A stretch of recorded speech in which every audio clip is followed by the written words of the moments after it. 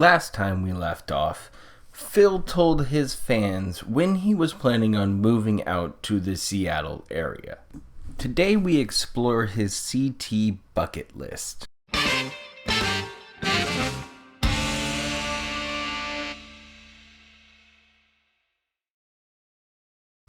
And like any good DSP story, it starts with food. It is the beginning of our final trip here in Connecticut, going around doing the stuff that we love to do. And my lovely girlfriend Leanna, just arrived about an hour ago, a little over an hour ago, on the train. And as soon as we got home, we were like, we're hungry. Both of our stomachs were grumbling, so we said, what can we get? And one of the things I actually have not gone to a lot, but the few Jake's Wayback Burgers.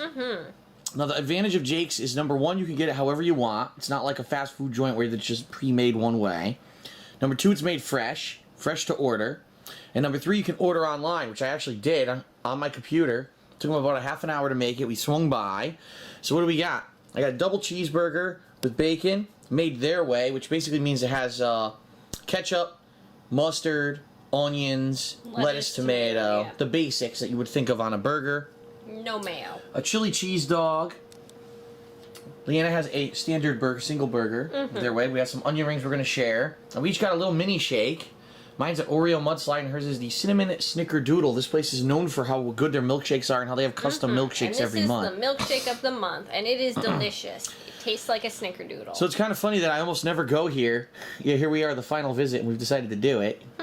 So, yeah, Jake's Wayback Burger is pretty good, and they are expanding, although they're not in a ton of places yet. If you get one nearby, give it an order online, swing by and test it out. They're pretty good. So, all right, there you go. The first meal of the trip. Followed up by some local shopping. The usual routine for when Leanna comes into town. I wonder if that's the same Best Buy that he got fired that has a from. Best Buy as well as a Target literally in the same parking lot. And right across the street, which we're going to go visit in a minute after we go to these stores, is a Big Y supermarket. This is where we usually shop. The first day that Leanna arrives for her visits here in Connecticut, we'll usually hit up Best Buy, grab some movies and stuff like that, head over to Target, get some, first time I came here. Yep, some odds and ends, and then we head across the street when we go shopping to get drinks and stuff. So that is what normally we do when she arrives on her original day. So I just wanted to very quickly scan around the area and show you what we do usually on the arrival day. So. He gives a heartfelt send-off to his favorite grocery store, Big Y. This is where Of course, they had my pizza. grocery shopping. Since I actually moved into that condo in 2009, it's literally like a couple blocks away. As you saw, it was across the street. It's actually over here. You can't see it from that Best Buy and Target that we were at earlier. And it's nice. It's local. It's an American-owned business, which I like to support. They usually have really good fresh fruits and produce. And also all kinds of freshly made things. They actually have a pizzeria inside where you can get fresh pizzas, which is kind of neat. So, yeah, this is where I have gotten my my food for, the times that I've gone grocery shopping since I lived in Connecticut in the condo. Speaking of pizza, we gotta go to Vinnie's again. Best pizza ever. My favorite pizza on the whole world. It's called Vinnie's Pizza. Located, what the hell? Located in Bridgeport, Connecticut. I grew up here, and this is the pizzeria that I ate at. This is what I consider real pizza. A thin, crispy crust, a layer of tomato sauce all around the edge of the pizza, ingredients all melted into the cheese, and nice big bubbly cheese. See that, how it bubbles up? This is what we consider real Italian pizza, because the people who work here are actually Italian or trained by two Italian brothers. So this is classic Italian pizza that I grew up with. Leanna is going to have the linguine with white clam sauce. As you can see, unlike a lot of other places when you get linguine and clams, they actually spend half the meal picking the shells out. Right, here they mince the clams for you, and you just mix it in with the linguine and you get right to work. And I only had 2 shells. Right. This is actually one of my dad's favorite dishes here. So I'm again gonna get for one of the very last times. I'm thinking this may be probably next to last. I'm gonna get it one more time before I move. Vinnie's pizza is so good. I love it. But I actually have to spend some time separating the pieces and spreading them out a little bit. Don't forget we have an antipasto appetizer. We did. We had Italian antipasto, which is also delicious. Meats and cheese. With their own house dressing. Yes. So Vinnie's Pizza in Bridgeport, if you're ever passing through Connecticut, you gotta check it out. Again, real Italian style pizza, the real deal, made by real Italians. It's delicious. Check it out. My favorite pizza. Half mushroom, half sausage, and I gotta get to work. So. One meal at We Chips. are at Chips in Trumbull, Connecticut. It's actually a chain restaurant that has, I think, 3 to 4 different restaurants in Connecticut, but they are known for their amazing breakfast offerings. And what I have here today is the hoagie omelet, which has sliced chorizo, ham, sausage, peppers, onions, and cheese. And I have a short stack of Heath Bar pancakes, which is basically, you know, the toffee from like a Heath Bar on top of 2 small not small pancakes, but a small stack of pancakes. And Leanna has the strawberry and Nutella waffles without coconut. Usually they come with shaved coconut, but she doesn't like that too much. So Oh, look at that. That looks delicious. pretty amazing breakfast. And it's funny because we're going to be coming here about 2 to 3 times in the next couple days. We're kind of alternating. One day we'll do breakfast here. One day we do lunch somewhere else. So it should be good. This is one place that we've gone to a few times. And I love the breakfast. We actually kind of caught on to this one in Trumbull recently, and it's a shame because now we're moving, you know, getting out of Connecticut. We would have come here even more, but this is really good food. So we're gonna dig in. Look at those big chunks of meat. We're gonna dig in, and you'll probably see more from Chips in the next couple of days. Then we're off to Beardsley Zoo. Zoo in Bridgeport, Connecticut, Final visit. for the final time, at least in the foreseeable future. I mean, who knows in the future if we decide to come back to Connecticut for some reason, check it out again. But for now, this is going to be it, and we're going to do a walkthrough. But we were told at the front gate that this is definitely the time to come because it is baby season. Basically, the wolves, the otters, and The pig. we start out with the Andean condor. Which, shit. That's right. What are you doing? That's right. I'm a voyeur. I want to see you two have relations. Beautiful leopard. Hammer tigers, 2 of them. Toucans, ducks. They were like, whack, whack, whack, whack. Frog and the pickerel It's frog. not easy being green. The bunnies. Someone's pet cat. Owls. That's the 2 barn owls. Barn owls. Yeah, 2 different Canadian lakes. Yep, I see him. Dramatic prairie dog. But too many kids got hurt. That was sad. This one got. Hey, don't encourage them.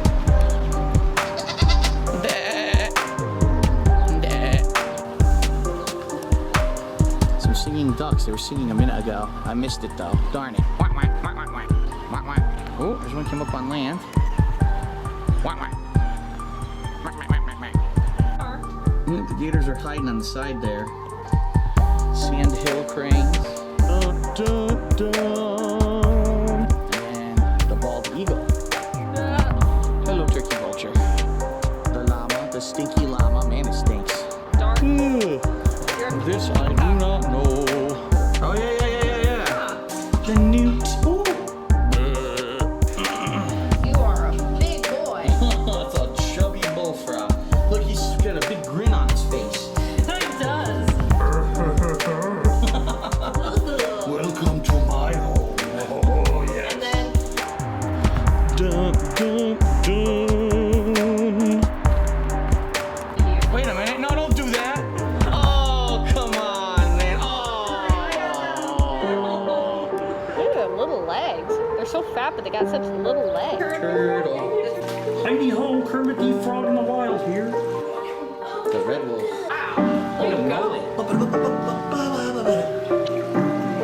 Having fun at Beardsley Zoo. Oh, yeah. Belt one out there, buddy. That was a good one. That was a good one. Bill.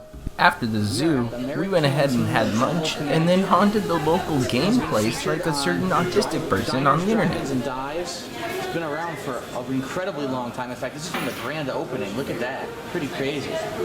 Back when everything cost like 5 cents. But here we are in 2014. Look, they had a grand reopening. This is crazy. That back then, 63 years in business, grand reopening, and that was like a decade ago. So here we are at Merritt Canteen. This is somewhere that we frequent. Usually we come here once at least. Outdoor shot of the Merritt Canteen, which we were just in eating. But the reason I wanted to show you this is, number one, that's what it looks like on the outside, which is kind of funny because the D on the dog sign looks like it just came off. Recently, it wasn't like that. But we were across the street, and a lot of the times in my videos, I've referenced a local game store called Game Exchange. And this is actually what it looks like. It is an individual, well, I don't want to say independent, it's not independent. It is a chain, but it's not GameStop. You know what I mean? It's not that big business kind of deal. They take trade-ins, they sell used games, they have an incredible inventory compared to GameStop. They sell old classic games like NES, Super NES, Genesis. They have new used movies. So I like this chain. This is the chain where I actually got a lot of the classic games that over the years I've played on YouTube.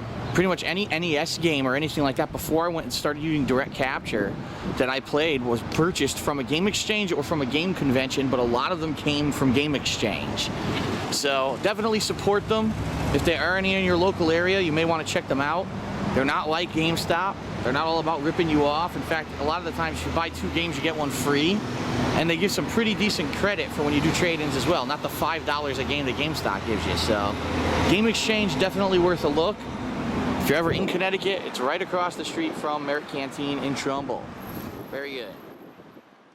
And here's the movie theater, and the goddamn piece of shit place that laid me off. My entire life, growing up as a teenager, I used to hang out here and went on dates here and all kinds of stuff. And the really funny thing about this is that behind us here, that building you see in the background is the office building that I used to work at. That's the company that laid me off in 2010.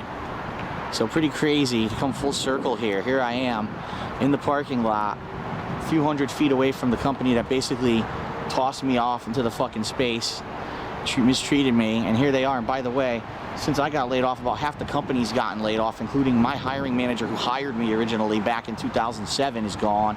Everyone's gone. And the company is basically on its last legs, gonna go out of business. Gee, maybe if you didn't fucking lay off the people who actually did all the work, you could have actually gotten something done. But I'm just saying. So, pretty interesting to see. Wait a minute, who did you take on dates here?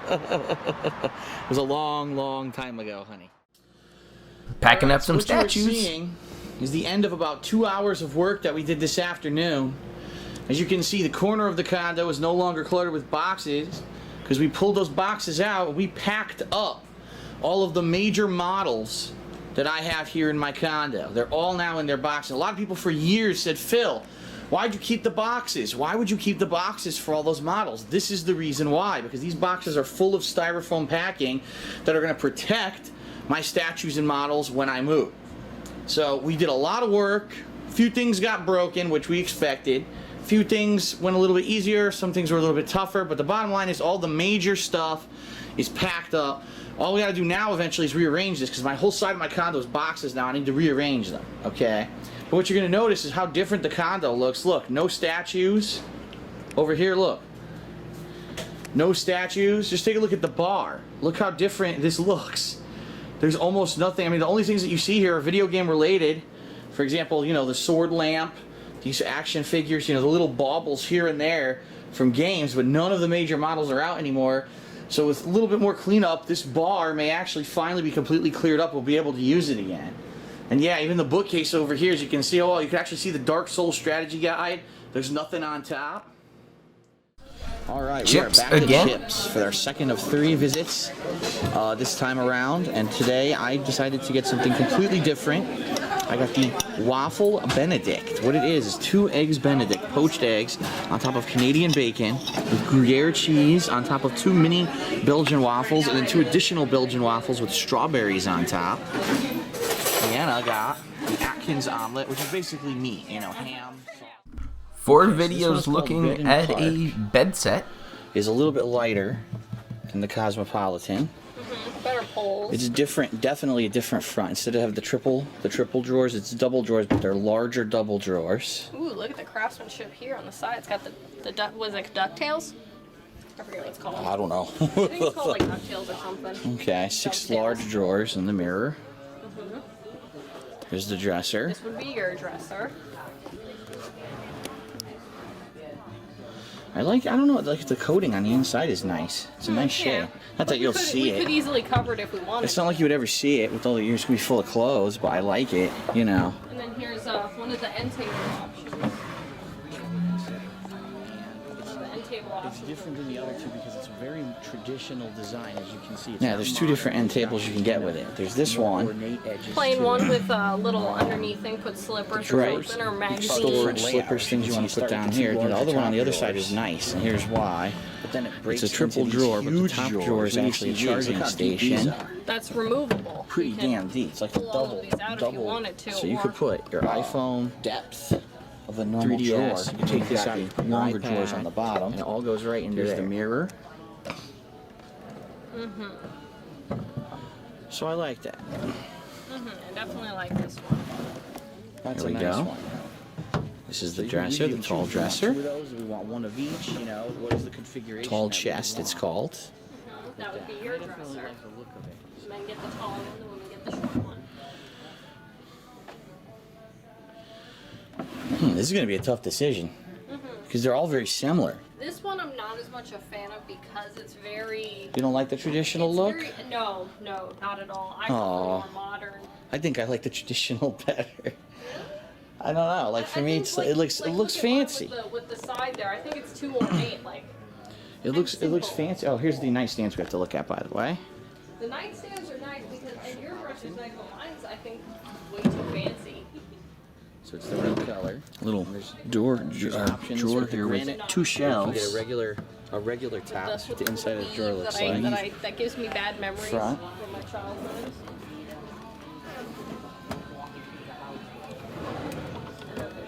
It's inside wooden drawers. traditional Traditional mirror nightstand. looks It's actually like. a big one. Width-wise, this is the widest one we've seen so Yeah. far. That's You know and why? here's That's why the the other one's so narrow. That's your dresser. tall dresser. It's up for it. Very nice. Yeah, the pulls are a little. He lives in Stratford now, in a condominium up in Bridgeport. His business, he has an internet business, and the condo he's got is too small. He needs more room. So he figured since I'm moving, So this is one version of the nightstand. With the granite top. With granite, you don't have to get the granite again. So this one is called Highlands. Okay. Now this one is interesting for a few reasons. It's a combination of a more modern look with a more traditional look. It's the right color. The knobs actually blend in with the unit.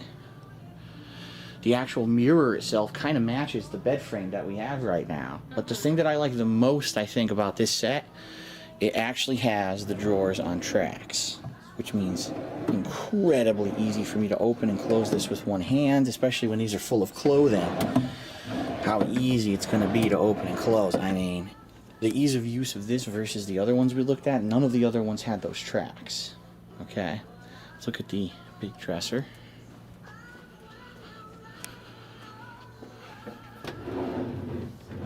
Again, huge ease of use here. Opening and closing. Color is very close to the bed set that I have too. Smaller. Slightly smaller than the other one. So, all right, so those are the 4 dresser sets, bedroom sets that we're looking at here at this local Bassett store, which there's also another one out in Washington right near where we're going to be moving. So it'd be very easy to order something from here and have it delivered out there. So we got some stuff to consider. Time for a good, authentic Italian meal after a long day of furniture shopping. Orange, Connecticut. It might be right on the border. One of them. After a day of looking around at different furniture, we stopped in for a good Italian meal. This is chicken marsala dinner, which is chicken with marsala sauce, mushrooms, green beans, potatoes. Leanna got the filet mignon. With Chianti sauce. I don't even know what is Chianti sauce. wine, Chianti. It's a wine sauce? Okay, I didn't even know what that was. My mother got the pizza margarita, hidden behind all of the glasses there. My father got some kind of a pasta dish. Chicken and broccoli with pasta. Here's your watermelon. Thank you. Watermelon lemonade there. She got strawberry lemonade, so. Yes, because I'm a grown-up now with my filet mignon and my lemonade. Yes. All right, so we're digging into dinner, and then it's heading home. Okay, so it's The our final meal video of the was Connecticut food bucket at list visit. Chips. And we are back at Chips for the final time for this visit. I got the country fried steak, some toast, some eggs, some hash browns. Leanna got strawberry shortcake. That's right, strawberry shortcake pancakes. On May 19th, he has a jam-packed pre-screen full of moving talk, financial issues, hiring pods to go ahead and move them across the country, as well as talking about troll comments in his latest videos, particularly the ones about the bedroom sets that his parents are ending up paying for as a movie I'm very gift. excited. First of all, this pre-stream is probably going to be one of the most controversial pre-streams ever for all the dumbest reasons. Because very simple, I'm going to address something that has just come up and give you my honest feelings about it, as you know I always do. And then I'm going to talk a little bit about the status of my move to the state of Washington, which is in process right now. It is officially in motion. We had some big developments over the past several days that I want to let you guys know about. Okay? And, you know, a lot of stuff to talk about in the pre-stream. So I'm warning you right now, if you're on the pre-stream, it's going to be about 20 minutes long. The weekend preview is probably not starting till around 7:30 p.m., which is about 20 minutes from now. Then we're going to do the weekend preview, okay?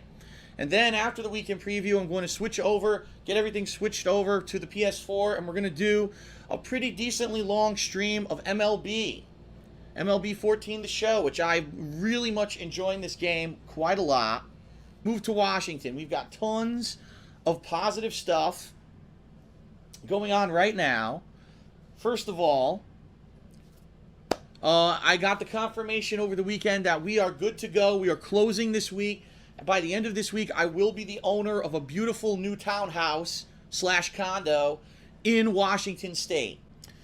So there you go. That's great positive news. Also, along this line of discussion, I have, over the past several days, along with my girlfriend Leanna, who helped me tremendously, so I want to say thank you to her, started packing some of the things in the condo, including all of my models and statues are now back into their original boxes of packaging and ready to ship. What else? Today, I made a few calls to see what my options would be for moving. Now, what I mean is actual physical moving of my stuff. And there are a bunch of different options. There's traditional movers who basically will take your stuff out of your place for you, put it into a truck. The truck, unfortunately, gets shared amongst other people who are moving across the country. You know, times can vary from how long it takes them to actually move your stuff across the country, and then they unload it for you eventually when they reach your house. The problem is, from what I've seen, not many of them are incredibly dependable when it comes to getting a definitive date when your stuff's going to arrive. And the bottom line is, I don't want to be sitting around in a house with nothing in it, like an asshole, not able to work, not able to do anything because I don't have my equipment, I don't have my furniture, I don't have anything. So I don't know if traditional movers are going to work in the case of what we're looking to do, especially because, keep in mind, Leanna lives in Pennsylvania, I live in Connecticut. So logistically, how do we get two sets of stuff to be shipped across the country? So I made a call today to a company called Pods. This was recommended to me by several people, including my parents had heard of them, Leanna had heard of them, and a lot of people, a lot of you guys, the viewers, had heard of them and were recommending them. Now, the one startling thing that a lot of you might, if you know Pods, you might say, well, how are you going to do that? Because you have a bad back, and Pods, you have to do it all yourself. What? There's actually another service related to Pods. It's part of their business, but it's not part of the Pods business, where they actually have movers show up, and they will pack all your stuff for you, including your television. They have a special television moving packaging box, and special wraps for your mattress and your bed frame and your box spring and any kind of furniture. They have responsibility to disassemble certain furniture and take it out with to the pod, and they do all this for you. So they do all the work, all the heavy lifting. All I need to do is basically get the loose shit packed up into boxes. They will take care of the major stuff, like my computer desk, my TV stand, my TV, my bed, my computer chairs, the end tables, the things that I have absolutely no way to take out myself because I can't move heavy shit. They're responsible to do. The one catch he to all goes this, on of to course, address the is origins price. of his trolling. Now, I already looked But go into back other to the moving companies, podcast and the starring prices Slow range Beef anywhere and the from parody video that he $5,000 made of to Phil. upwards of $10,000 Phil talks about for a move the like King of this. Hate moniker Pods, once if I again do and what them, it and I truly hire means these to people him. to do the moving as well, it's probably going to cost me about $7,500. I shit you not, it's that expensive to move across the country. Okay? Unfortunately, there's just no other way to do it. There's just no other way to do it. The only other, I would have to literally sell all my shit here, move to Washington with nothing, and buy everything from new, which, guess what, is going to cost more than $7,500. Let me tell you. So I think it just has to be done. It has to be one of those things that during the move you have to bite the bullet, and even though you have to dig into your savings, my savings, which I have a certain amount set aside that already are going to be dipped into with the down payment on the house, with the cost of the move, these things are going to be dipped into significantly. Also, it was kind of funny because, as you guys know, I did full Connecticut bucket list vlogs this past week, probably 30 to 40 videos, where Leanna and I basically went around doing the stuff that we love to do in Connecticut when she visits. For the very first time, you were able to see the places that I frequent in Connecticut. And a lot of people were like, whoa, I go there all the time, or oh, I've been there, that's cool that Phil does it too. And that was nice. Some people being complete idiots. Why is he eating out so much? I thought he needs to save money. Okay, so I went out and I spent $15 on dinner. And it was kind of the same thing too. It was so very silly. Some of the comments I read on the videos that we took, where there was 4 dresser bed sets that we were looking at a furniture store, that we're looking at them here in Connecticut, but this furniture store also exists in Washington State. So we could basically buy it here and have it delivered there. And so there were 4 that we liked, that I videotaped, that we're thinking about getting. Look, where people are reading the prices. Those prices are ludicrous. You should be going to a second-hand thrift shop and buying old used stuff. And other people, you should go to IKEA.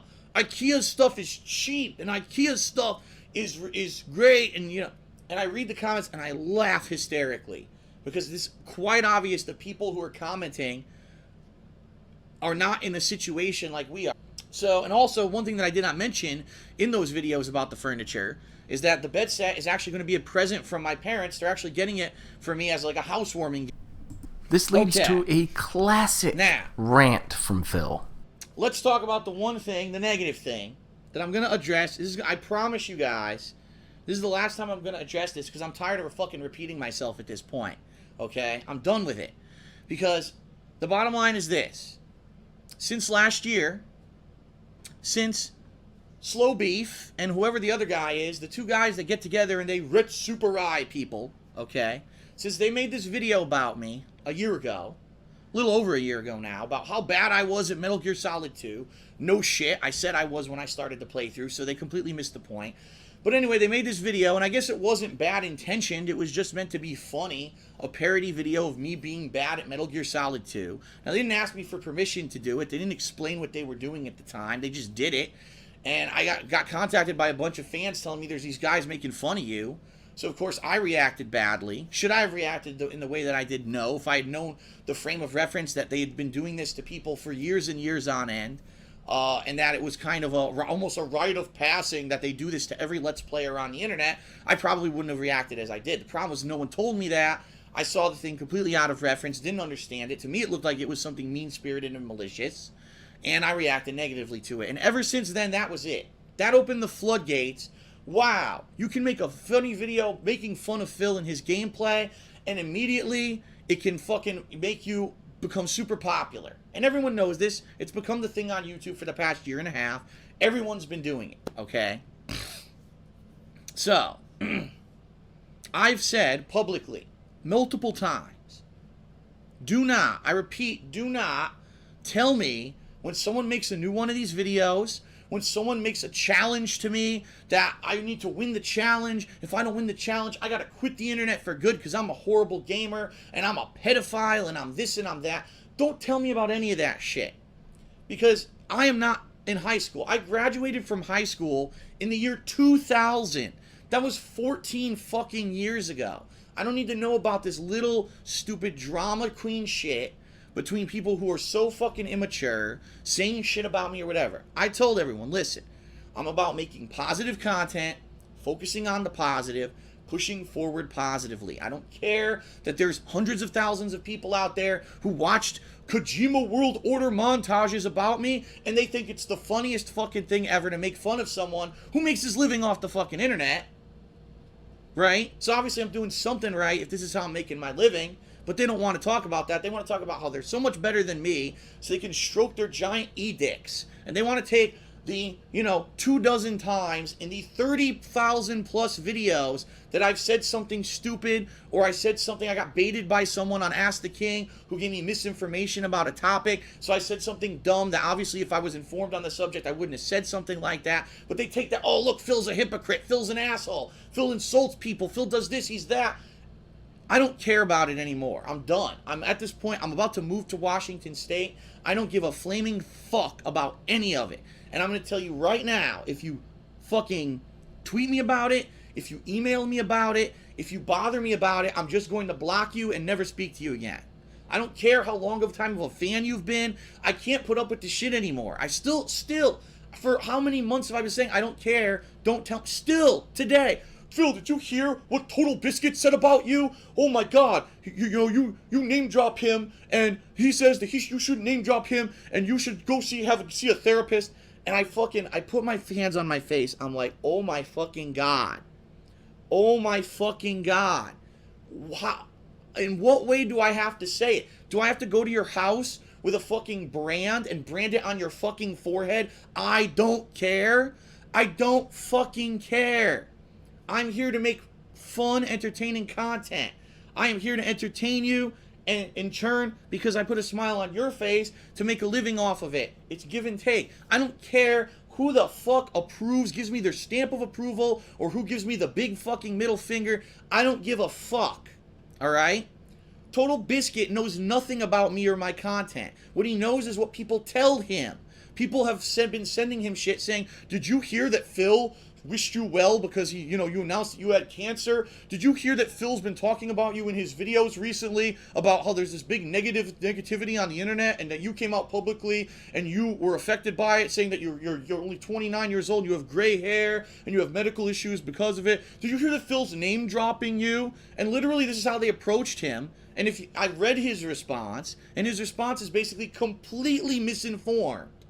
He basically thinks that, which is what everyone thinks, because this is what the Kojima World Order says, think that the King of Hate moniker is that because I like to hate on games, and that when I play games, it's a persona that I portray to be very negative and unfair to the game developers, and rip them a new asshole, and only blame the game and never take credit for my mistakes myself, despite the fact that I've explained 5,000 times how that works, but no one wants to hear it. They just want to focus on their own little private stupid world version of what's going on, instead of the reality that I've explained, that the King of Hate has nothing to do with me hating on games at all. Nothing. It's not about me hating on anyone or being negative at all. It's about me owning the hate that people throw my way and turning it into a way to fuel myself to succeed. But no one wants to hear that. It goes in one ear and out the other. Oh, well, he's the king of hates, but he can't take the hate, but he can hate. Fuck you.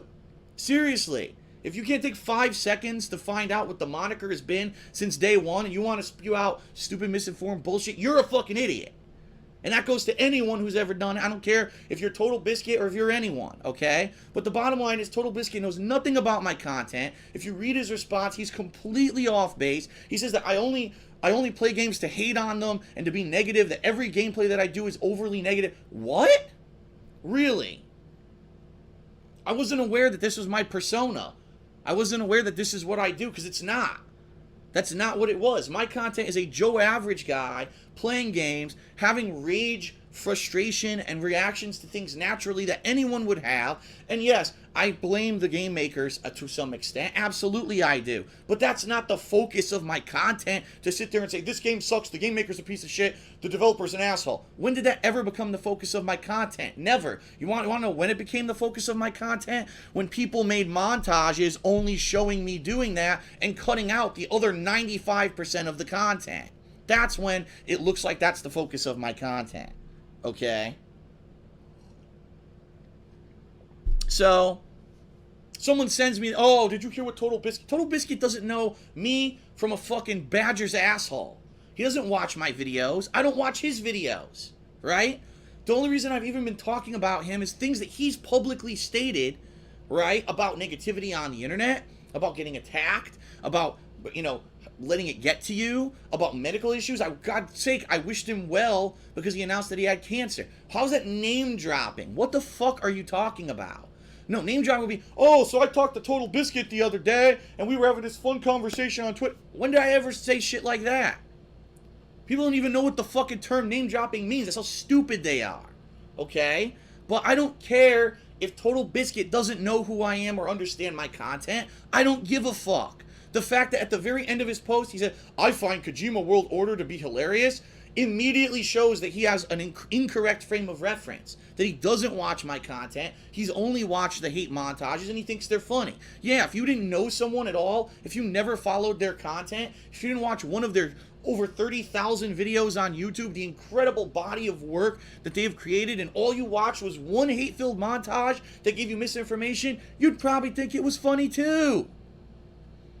But I don't need to fucking know about it. If President Obama fucking tweeted yesterday, I saw this fucking, this is how you don't play Metal Gear Solid 3 and it's hilarious, I don't give a fuck what Obama says about me. Because it's all out of context. It's stupid fucking nonsense. I don't need to be inundated with bullshit and white noise. So I already said it once, I'm going to say it finally. This is the last time I'm fucking saying it. I don't care if Jesus Christ comes out of the fucking sky and tells me that my content sucks. Don't tell me about it. Don't tweet me. Don't email me. Don't fucking come to my door. Don't fucking send me physical mail. Don't fucking make a giant sign and fucking, you know, fly a plane with the sign through the skyline. I don't care. I am here to continue to make entertaining content for you, period. That's it. That's all I care about, and I think a fuse just blew. Great. That's not good. What just happened?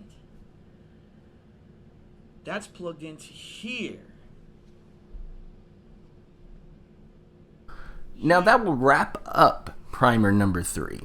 So come back for primer number 4 when we cover the final month in Connecticut.